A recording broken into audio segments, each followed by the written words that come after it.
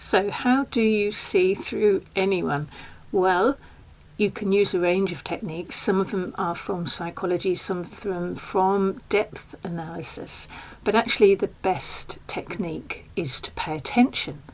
Because when you meet somebody, they've actually got their guard down. They're so busy portraying themselves. That's an interesting word in itself. But they're going to give you more information than you probably need. And from the outset, it's not that you have to particularly put on Sherlock Holmes goggles to see through somebody. It's that if you pay attention, they're going to tell you who they are.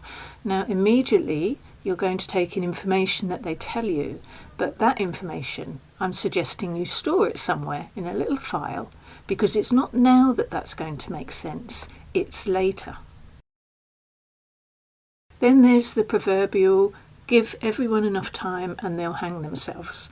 What that means is that time is your best friend.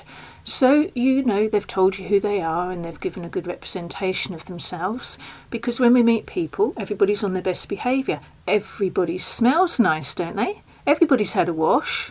When you first meet somebody, it's just later on that the cracks begin to show, and the personality that has put on the lighter side of themselves is then going to reveal their darker side to you.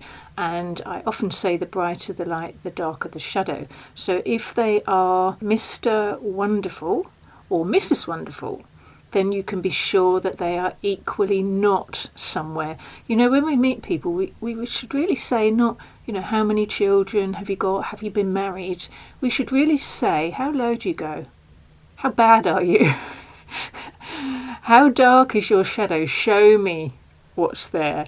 Because if we can work with, we've all got a shadow, but the point is that the people that are trying to disguise themselves are trying to hide their shadow from you. Actually, they're hiding it from themselves, but they're hiding it from you, and that's the problem, because later on that comes out, and that's when we all get caught out. So the second tip is time is going to tell. So just wait and be patient and see what happens next. One of the things I teach my students to do is to stop looking actually with their eyes. I want to draw you back to your intuition, because it's one of your best senses. It's your sixth sense that does exist, and it's what great detectives use anyway, is your intuition. And so we're not in the land of spirituality at all here, in the ordinary world, where you must get back in touch with your intuition if you've not been using it. And, you know, the smell is not, you know, literally using your nose. It's using, you know, are you picking up a waft if something isn't quite right here? Because if you're picking it up, for sure something is not quite right. And it might be something simple, to be honest. Perhaps they don't want to fully let you know about some things that have happened in their world. They might be embarrassed about some things. But if you're picking up, it's off, it's off. And then we're going to wait and see what's going to happen next. When you speak to people, they do really know. You know, after the end of a terrible relationship, you'll say to somebody, did you not see the red flags? And the truth is they did, we all do, but we choose to ignore them because, you know, what, we're flattered, we've been on our own a long time, we want the relationship to work. But really deep, deep down, underneath all the emotions, is the knowledge that we did see some red flags. And then we just have to honestly ask ourselves, what part of us chose to ignore that? Was it our heart's desire, or was it our mind's desire? And, you know, then we can reflect on that ourselves. That's then not about them, that's about us. Because if we saw the flags and ignored them, why have we ignored them? Next is my favourite. Distance restores clarity. I've been saying this for years and years. If you really want to get a good handle on a situation, extract yourself from it, go all the way back and out of there. Might be literally walking out of a room, it might be leaving a relationship, it might not be a romantic relationship, it might just be something that you're so close to it that you can't see. You're too close, it's gotten distorted. In fact, this is where a lot of detectives can go off track, because they see this file every day, they're investigating the case every day, they're far too close to it. They need to step all the way back and they'll be able to see more. So this is one of my favourite techniques. Step all the way back, cut the invisible ties if it's a romantic relationship. Have an ice cold shower, bucket of water in your face is sometimes good.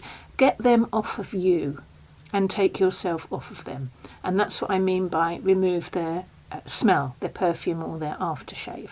Now you're going to do a very sober review, and you don't need any analysis for this. You don't need me to teach you anything for this.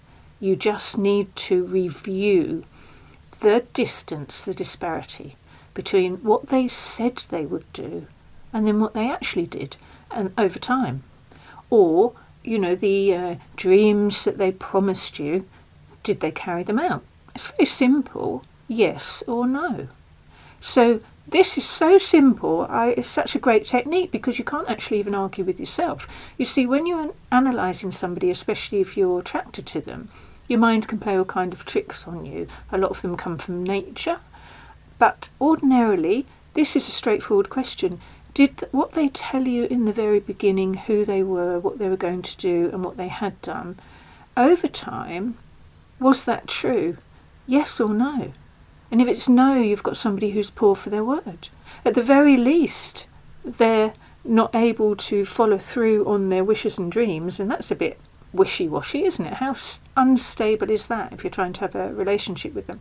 So this is very straightforward. Simply, did they or didn't they? And then that's the answer to that, really, isn't it? Next, the more you learn, the greater the deception will come from the left field. It's always from the left field. Oh my goodness. And even if you sat and pitched up a chair and looked at your left field and thought, right, well, if it's always going to come from the left field, blow looking at the right field, let me just always focus on the left field, you'll most likely still miss it, because deception comes in under the conscious radar. And if you're very good at reading people, then it doesn't mean that it's not going to happen. It means that it just comes through in such a way that, oh my goodness, the disguise gets even better. So you know what, take it as a compliment. Don't beat yourself up. The more subtle and intoxicating their seduction, their charisma, wow, what word is that? I've already written an article on charming people, so you can refer to that. This word charm, very interesting. Their charisma, the more they have it, the more sophisticated that means must be your intellect, because when you are perceiving something, then misperception will up the ante. So wherever your consciousness is, you can expect something from the left field that is equal to your perception, and it's going to be a deception equal to your perception. So see it as promotion, and don't beat yourself up. And then very lastly, the technique of observation isn't just about sitting down and looking. We do, to an extent, just observe. So observation is not judgment. We just observe, but then the real quality out of observation comes in the analysis later of what we have observed. So these are then particular techniques, and it's so humorous. Honest to goodness, one of my favourite pastimes is to sit in a coffee shop and just watch people, because, I mean, it's just, life really, it's just a comedy show really, isn't it?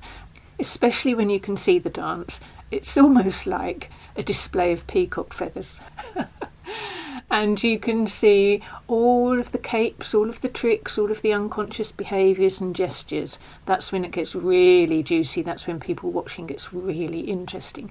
So you can either study with me, or I've popped a little book on the internet, people watching through the eyes of an analyst, through the eyes of this analyst. So have lots of fun, people, and remember, in the very beginning, pay attention.